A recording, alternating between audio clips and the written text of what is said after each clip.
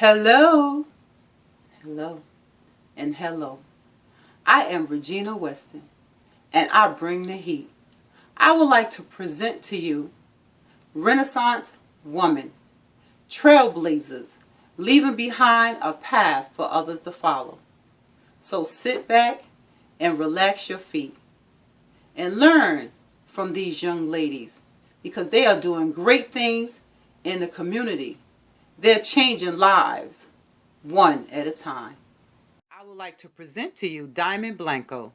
She is a student at ECU College, a tutor, a poet, a praise dancer, a human rights advocate, a public speaker, and a business owner.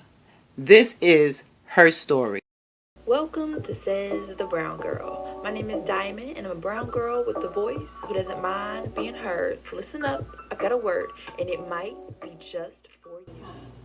Sometimes it takes one word for us to change our life around, but for Job, it took a little bit more for God to set the record straight. After all this self-pity, complaining, denial, and self-doubt, God had to step in.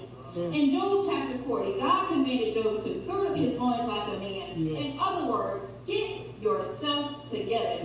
He commanded him to deck himself with majesty and excellency. So it's time for us to realize who we are in God. Instead of letting our circumstances consume us, it's time for us to refocus. I want to say refocus.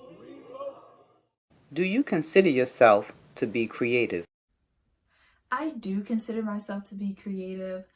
Just being the fact that I'm always coming up with ideas, even with my podcast, me doing poetry, that's original. To me, creativity is like originality. How original can you be? How innovative are you? And I find myself to be that very often, always coming up with new ways and new ideas to solve different problems. How do you manage to stay both personal and original in your creative endeavors? I managed to stay original and creative in my endeavors by just being true to myself.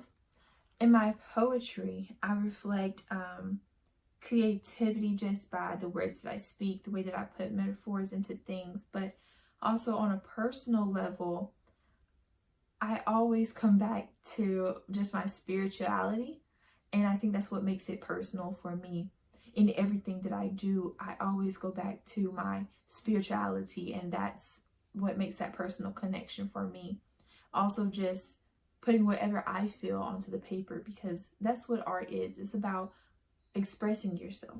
Does your work convey a specific emotion or message?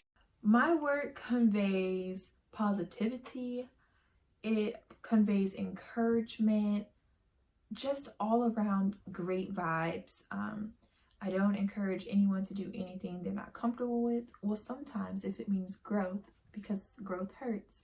But I encourage growth and creativity and positivity in all of my work. What inspires you?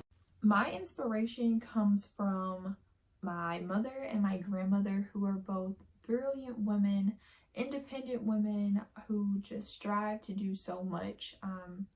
I really look up to them because they have set the standard for me, and just reflecting on all of that they have accomplished, it just makes me want to strive to do more, to do better, to be better. And yes, that's where my inspiration comes from. Oh, how I love the sweet fragrance of success. When the aroma engulfs my nostrils with its cries of victory, my heart cannot be contained. Achieving a goal that was sought after for generations on end deserves nothing less than a round of applause. An abundance of congratulations. I'm proud of yous, and you make me proud, is what I long to hear after a hard-earned task, but only after my work is complete. Until then, it's only a matter of time before I cross the finish line where my goal and I will meet. Thank you.